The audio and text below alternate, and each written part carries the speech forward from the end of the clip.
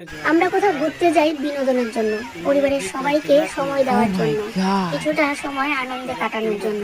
কিন্তু একই পরিবারের 7টা মানুষ আজকে কতটা বিপদে পড়ে গেছে।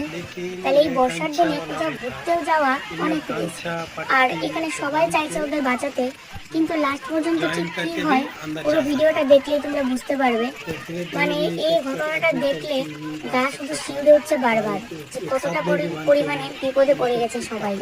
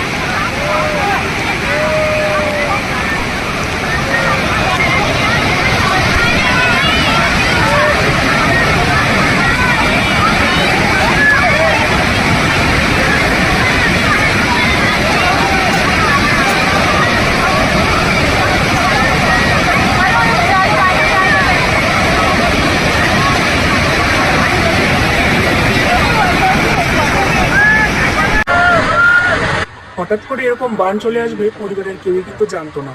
সবাই সবার মতো ঘুরছিল ফিরছিল, কিন্তু হঠাৎ করে এত বিপদ। পাহাড়ি জায়গাগুলো না ঠিক এরকম হয়, পাহাড়ের খাদে যদি একবার পড়ে যাওয়া যায় তাহলে কি অবস্থা হতে পারে এদের দেখে কিন্তু শেখা উচিত। তবে এই মুহূর্তগুলো ভাবলে আমার জন্য এরকম একদম বারবার গা কেঁপে উঠছে যে সেই সিচুয়েশনে যদি আমরা থাকতাম তাহলে কি পরিস্থিতি হতো আজকে। চোখের সামনে দেখতে পাচ্ছে যে এত বিপদ, হয়তো বাঁচবো না। দেখো কুলের মধ্যে একটা ছোট্ট বাচ্চা আছে, তারপরে সাথে আরো বাচ্চা রয়েছে, একটা শুধুমাত্র পুরুষ মানুষ, একটা দুটো পুরুষ মানুষ, সাথে মহিলা কতগুলো মানুষ। আর একদম মাঝ বরাবর দাঁড়িয়েছে যে দেখো কোলের মধ্যে একটা ছোট্ট বাচ্চা। মানে এগুলো দেখলে এত খারাপ লাগছে যে আমরা যদি সেই সময় থাকতাম তাহলে কি পরিস্থিতি হতো। আর একেবারে মাঝখানে দাঁড়িয়েছিল, জলের বেগ মানে সময় যত যাচ্ছে বাড়ছিল, সময় যত যাচ্ছে তত বাড়ছিল। মানে এই যে জলের বেগটা, এটা কিন্তু একটা নদী, আর আমরা সবাই জানি যে পাহাড় থেকে কিন্তু নদীর সৃষ্টি। তাহলে এটা আস্তে আস্তে আরো কিন্তু বাড়তে থাকবে এই জলের বেগটা, কারণ প্রচুর বৃষ্টি হওয়ার কারণে পাহাড়ে ঠিক এইভাবে কিন্তু ঢল নামে, এবং সেটাই কিন্তু আস্তে আস্তে নদীতে চলে আসে এবং নদীর জল কিন্তু এত বাড়তে থাকে।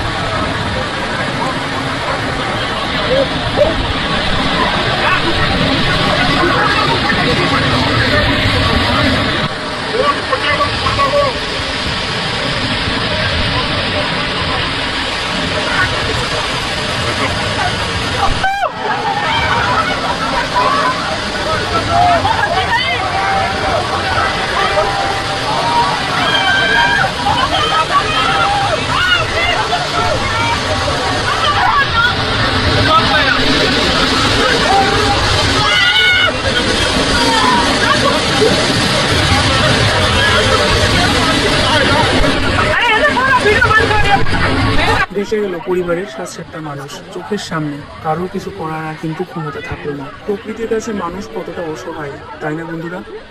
এমন পরিস্থিতি যেন কারো কোনোদিন না আসে। ভগবান সবার মঙ্গল করুন। জানি না তারপরে কি হলো।